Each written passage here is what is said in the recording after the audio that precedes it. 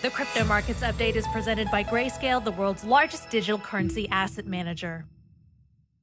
All right, joining us now to discuss the crypto markets is Mathew Sigel, Head of Digital Assets Research at ETF and Mutual Fund Manager VanEck. Welcome to the show, Mathew. So a lot of people waking up this morning not so happy about the way their portfolios are looking. What's going on? Yeah, thanks for having me. It is a volatile morning this morning. I think we should remember that crypto is still a very high beta asset class, and it's going to get hit when we get a deflationary market shock, whether that's the possible collapse of this China property developer Evergrande, whether that's an inability in Congress to get a debt ceiling agreement done and stimulus dollars flowing throughout the country. All those things are going to hit crypto, disproportionately when it's a deflationary shock. And that's, not to mention the provisions in the regulatory uncertainty that still remains in the infrastructure bill, some of the tax reporting requirements that I think maybe some of the crypto bulls swept under the carpet and declared premature victory on, but some of those will come back into the fore over the next couple weeks as lawmakers get into the weeds on potentially putting this legislation into law. Matt, as I said earlier, a large part of the crypto market is powered by stablecoins. That's what most of the trades on the exchanges, at more than half, are against stablecoins, particularly one. That one is backed by commercial paper. Should we be worried that such stablecoins backed by Chinese commercial paper potentially, shouldn't we be worried that this is not exactly the greatest market to be in a time of a potential crisis in the commercial paper markets in China? Well, I think to your point earlier, we don't exactly know what each underlying piece of paper is in Tether's portfolio, but most market participants who hold that asset, do so with the intention to trade it shortly thereafter.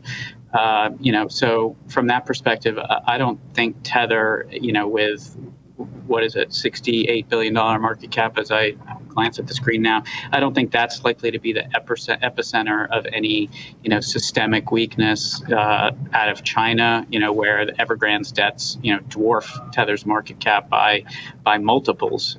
So I think that's maybe looking at the wrong source of the issue. I think here we just have general market weakness.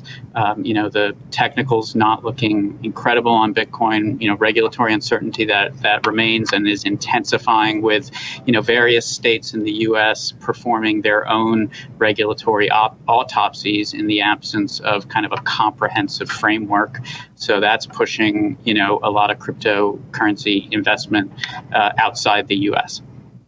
Nonetheless, you are looking at regulators look at stable coins, and particularly they have Tether in their crosshairs. And we're seeing this, the New York Times had an article about it this weekend.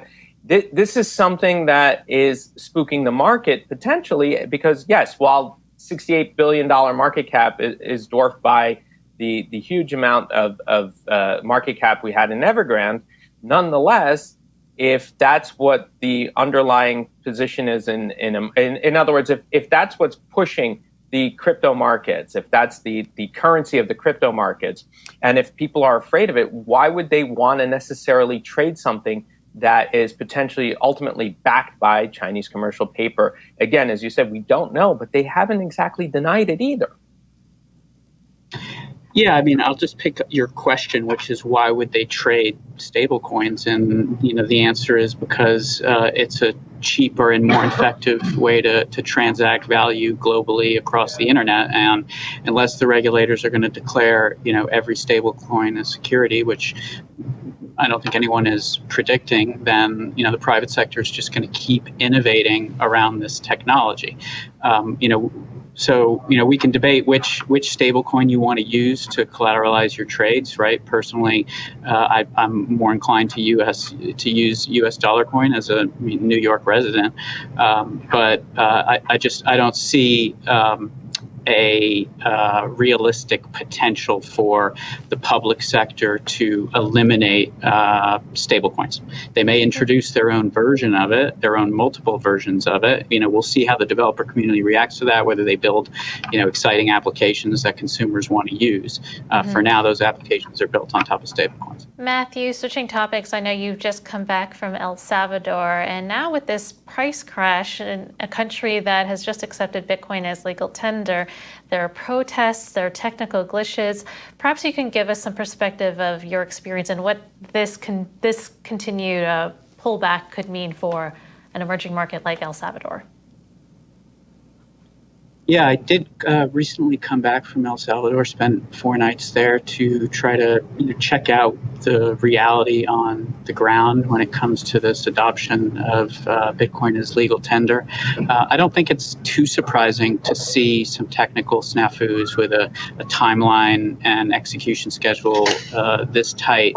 But what I found is that, like so many things which have been politicized these days, and what I found in El Salvador was really no different.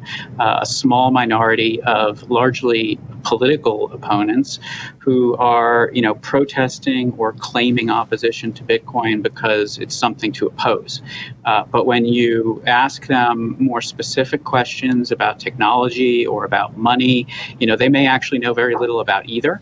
And they may appreciate the fact that cryptographic technologies, may be a balancing technology to maybe minimize their reliance on dollars, which is another currency that they don't have any control over. So, I found a lot of optimism. I found people who recognize the trade-off between risk and return, who often are spending every single penny that they may have earned that day to buy food, and as such, it would be inappropriate to expect them to be acquiring Bitcoin or hodling 100% of their assets in Bitcoin.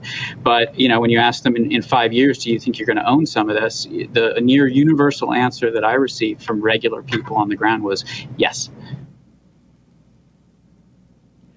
So could you talk a little bit about how much Bitcoin correlates with just sort of the more traditional markets like the stock market? In the crypto community, we tend to talk about Bitcoin like it's this really unique asset, but often it sort of tracks the ebbs and flows of the stock market.